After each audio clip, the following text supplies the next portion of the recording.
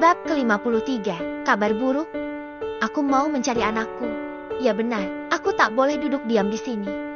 Tunggu Dinda, di luar itu hujan. Sudah banyak orang yang mencari anak kita. Sergas suamiku. Percuma banyak yang mencari tapi tidak ketemu. Hardiku. Emosi mulai menguasai hati. Bagaimana mungkin seorang ibu hanya tinggal diam ketika anaknya hilang? Yakinlah Dinda, anak kita baik-baik saja. Aku tetap akan mencarinya. Mereka pasti bingung. Mereka pasti sedang menangis sendirian. Apakah Kanda tega membiarkan mereka seperti itu? Aku tetap beranjak walaupun suamiku melarangku. Baru saja melangkah keluar di teras rumah, aku berpapasan dengan Pak De Parmin. Kamu mau kemana? Fah, tanya Pak De. Cari anakku. Jawabku singkat. Aku mulai mengingat kejadian tadi siang. Perasaan curiga kini muncul kembali terhadap Pak De Parmin. Pak De sendiri dari mana? Selidikku. Tadi ketemu teman yang ikut bantu, tapi belum juga ketemu. Boleh, Seva ketemu dengan teman Pak De Parmin. Itu Fa, teman Pak De masih mencari keberadaan si kembar. Jadi Pak De belum tahu posisi teman Pak De. Kilah Pak De Parmin. Kenapa enggak hubungi saja teman Pak De? Fa, tenanglah. Sudah banyak yang mencari mereka. Mereka pasti ketemu. Percuma banyak yang mencari. Percuma dijaga ketat kalau akhirnya begini. Apa saja tugas kalian? Menjaga dua anak saja tidak becus. Pekiku. Aku mencoba melampiaskan amarahku. Aku memandang Pak De Parmin, Mbak Diga, juga Bilati, juga suamiku bergantian. Kenapa diam? Jawab. Maaf Nona Bos, kami sudah berkeliling waktu itu. Tapi sepertinya bos kecil keluar dari pintu belakang rumah. Alasan? Apa kalian tidak bisa berjaga di pintu belakang juga? Semua salah Bibi. Nyonya, andaikan Bibi waktu itu tidak ke dalam mengambil minum, pasti Tuan Muda dan Nona tidak akan hilang. Maafkan Bibi, Bibi juga akan mencari mereka sekarang. Aku meneruskan langkahku untuk mencari kembali kedua anakku. Berbekal senter dan payung aku menerobos derasnya hujan dan gelapnya malam. Tak kupedulikan rasa takutku tentang petir. Tak kupedulikan rasa takutku akan gelap. Arthur, Alvina, Tuan Muda, Nona. Panggilan terus aku gaungkan walaupun masih kalah dengan derasnya suara deras hujan. Di belakangku ternyata suamiku beserta yang lain mengikuti. Sebaiknya kita berpencar, usul suamiku. Aku mengiyakan. Mungkin lebih baik memang dibagi dua tim. Pak Agus, jaga suamiku. Pesanku pada Pak Agus yang satu tim dengan suamiku. Sementara timku berisi Bilati dan dua Badiga. Di mana arah sungai? Tanyaku pada Badiga di belakangku. Di depan lalu belok kiri. Tapi Nona Bos, jalannya menukik turun ke bawah dan pastinya sangat licin. Sahutnya. Aku tidak peduli. Kulangkahkan kembali kakiku sesuai dengan petunjuk yang diberikan. Benar, jalannya memang menukik turun. Aku mencoba berpegangan pada pohon teh di samping kananku. Kutinggalkan payung karena menyulitkan langkahku. Nona Bos, biar saya saja yang turun. Tidak, aku juga mau turun. Baiklah, tapi saya duluan yang turun. Saya pastikan dulu jalannya aman, nanti Nona Bos mengikuti. Di bawah guyuran hujan, kami mulai menuruni jalan. Bukan perkara yang mudah karena jalan begitu licin. Beberapa kali aku bahkan sempat terjatuh, begitu juga dengan Bilati. Kita sampai Nona Bos. Di depanku mengalir aliran sungai yang cukup deras. Apalagi ditambah hujan. Aku mengarahkan cahaya senter ke seluruh penjuru. Alvina, Arthur. Aku masih berusaha memanggil kedua anakku berharap mereka menjawab panggilanku. Ada di mana kalian? Nak, ucapku lirih. Mereka tidak ada di sini Nona Bos. Sudah beberapa kali saya mengitari sekitar sini. Tuan Muda, Nona. Teriak Bu Rati. Ya Allah, di mana kalian? Sebaiknya kita naik lagi Nona Bos. Kita cari ke tempat yang lain. Aku menurutinya karena setelah mengeceknya hanya ada semak di pinggir sungai. Tak mungkin mereka ada di situ. Kita pulang dulu Nona Bos. Biarkan kami yang mencari bos kecil. Tidak, aku tetap akan mencarinya. Nona Bos percaya pada kami. Kami akan mencari bos kecil dengan sekuat tenaga kami. Jika Nona Bos ikut mencari justru akan menyulitkan kami semua. Kalian harus janji menemukan anakku. Jangan kembali jika mereka belum ketemu. Siap, Nona Bos. Oh iya, selidiki Pak De Parmin. Pintaku pada bodyguardku. Dengan lesu dan berontai akhirnya aku kembali ke rumah. Tidak membawa hasil apapun. Apakah Anda menemukan mereka? Tanyaku saat suamiku pulang ke rumah. Badannya basah kuyup dan terlihat menggigil. Suamiku menggeleng. Tubuhku terasa lemas. Bahkan air mata sudah tak lagi mampu keluar. Bi, siapkan air panas untuk tuan mandi. Bagaimanapun juga aku tidak boleh egois. Aku harus memikirkan kondisi suamiku. Ting! Pesan masuk ke ponsel yang ada di atas meja. Baru 1 hari gak ketemu si kembar. Aku sudah kangen. Pesan dari Rizka. Andaikan kamu tahu mereka hilang. Riz, sudah tidur ya? Padahal aku pengen video call, lanjut Rizka. Diak. Kini ponsel dalam genggaman tanganku justru terus bergetar. Terlihat nama Rizka di layar ponselku. Beels dong, pesan aku. Mana si kembar? Tanpa mengucap salam, Rizka langsung menanyakan kedua anakku. Mereka nggak tahu lagi di mana Riz. Lagi main petak umpet. Malam-malam main petak umpet, nggak bisa apa mainnya besok. Mereka hilang dari pagi. Semua orang sudah mencari tapi belum ketemu. Aku takut Riz. Akhirnya tangisku kembali pecah saat menjawab pertanyaan Rizka. Diculik maksudmu? Kamu jangan bercanda. Fah, siapa yang bercanda? Apa mungkin anakku hilang dijadikan bahan candaan? Aku kesana sekarang. Tuput. Panggilan terputus. Aku menangis terbungkus sendirian, meratapi apa yang terjadi dengan kedua anakku. Minum ini, Fah, ucap Bude seraya menyerahkan segelas teh manis hangat padaku. Bagaimana dengan anakku, Bude? Mereka di luar pasti kedinginan, ketakutan dan... Ses, jangan begitu. Doakan yang baik-baik, mereka pasti ketemu.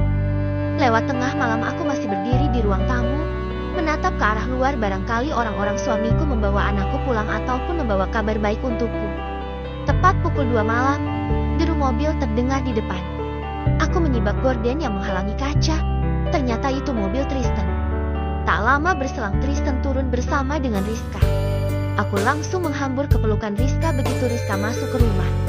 Tenanglah, Fah. Mereka pasti akan baik-baik saja, ucap Rizka. Apa yang sebenarnya terjadi, kakek? Tanya Tristan pada suamiku yang sedang duduk. Di ruang tamu ini, Pirati juga Bude Ratmi berkumpul. Tidak ada satupun dari mereka yang tidur. Suamiku lantas menceritakan bagaimana kronologi anak-anakku bisa hilang. Apa kalian mencurigai seseorang? Tanya Tristan. Sebenarnya aku ingin menjawab Pak De Parmin, tapi rasanya aku tidak enak karena di situ ada Bude Ratmi. Bude, tolong buatkan minum untuk mereka, perintahku pada Bude. Sebenarnya aku memberikan tugas itu agar aku bisa menceritakan kecurigaanku pada Pak De Parmin. Bude kemudian beranjak setelah mendapat perintah dariku. Setelah memastikan Bude jaraknya lumayan jauh, aku mulai mengutarakan kecurigaanku. Aku ceritakan tentang kejadian kemarin saat memergoki Pak De di pintu belakang. Sebenarnya apa yang aku utarakan sangat tidak sesuai dengan hati nuraniku. Hatiku berkata tidak tentang penilaian negatifku pada Pak De. Pagi menjelang, tapi belum ada kabar baik yang aku dengar. Umumkan pada seluruh warga, jika sampai menemukan kedua anakku dan harus dipastikan tidak terluka, akan aku beri hadiah 10 miliar. Ucap suamiku. Desa yang tadinya sepi, kini mendadak ramai. Foto kedua anakku sudah tersebar ke segala penjuru. Maaf, Fa, Pak De sudah berupaya mengelilingi seluruh desa, tapi masih belum ketemu juga. Ucap Pak De Parmin. Semalam Pak De Parmin tidak pulang, dari mana saja? Tanyaku. Tentu saja Pak De mencari cucuku. Fah, Pak De ketemu teman Pak De. Dia orang daerah sini, jadi Pak De meminta bantuannya. Jawab Pak De. Apa teman Pak De yang dimaksud teman sesama tahanan? Lanjutku bertanya. Rizka mengusap bahuku. Dia tahu aku mulai menyelidiki Pak De Parmin. Iya, Fah, tapi tenang, dia nggak jahat. Apa Pak De yakin teman Pak De tidak ada hubungannya dengan hilangnya anakku? Maksud Seva apa? Tanya Pak De. Pak De mulai merasa terintimidasi dengan pertanyaanku. Ya, barangkali teman Pak De mengetahui keberadaan anakku tapi tak mau memberitahunya. Mungkin juga Pak De ikut menyembunyikannya. Enggak, Fa. Pak De berani pastikan itu. Pak De juga nggak akan tinggal diam jika sampai teman Pak De berbuat seperti itu, dan Pak De tidak mungkin menculik cucu Pak De sendiri, jika seperti itu yang kamu maksud. Jelas Pak De. Pak De akan cari lagi mereka sampai ketemu. Pak De janji nggak akan pulang sampai Pak De benar-benar menemukan mereka. Pak De mengucapkannya dengan lantang kepadaku. Pak De lantas keluar lagi dan pergi meninggalkan kami semua. Kamu sudah makan? Fa, tanya Rizka. Aku menggeleng. Pertanyaan Rizka justru mengingatkanku pada suamiku. Ah, suamiku juga pasti belum makan. Rasanya aku enggan melakukan apa-apa. Di pikiranku hanya ada kedua anakku. Aku menghapus air mataku kemudian beranjak ke meja makan, menyiapkan makanan untuk suamiku. Dirati dan Bude yang memasaknya. Kanda, ayo makan. Ajakku pada suamiku. Suamiku tak menjawab, masih sibuk dengan ponsel di tangannya. Kanda, kuulangi panggilanku karena suamiku tidak merespon. Aku mendekatinya, dan memang suamiku masih fokus dengan ponsel di tangannya. Aku sedikit mengintip ke layar ponsel kenapa sampai suamiku begitu fokus ke ponselnya. Tunggu, itu gambar sepatu dari anakku Alvina. Ya, sepatu pink dengan tali putih hadiah dari Mbak Nisa. Aku tidak mungkin salah. Refleks aku mengambil ponsel dari tangan suamiku. Suamiku terperanjat kaget dengan sikap yang aku lakukan. Selama ini aku tidak pernah berbuat demikian. Bos, sepatu ini saya ambil ketika hanyut di sungai. Apa ini milik dari bos kecil? Pesan dikirim dari orang suamiku beserta dengan gambar sepatu Alvina. Tidak mungkin. Pekiku. Ponsel dalam genggaman lepas tak terkendali. Tubuhku lemas.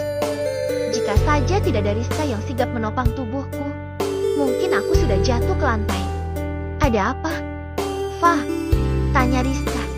Alvina, Riz. Ucapku terisak. Bayangan buruk tentang sepatu yang hanyut terus menari di pikiranku. Iya, Alvina kenapa?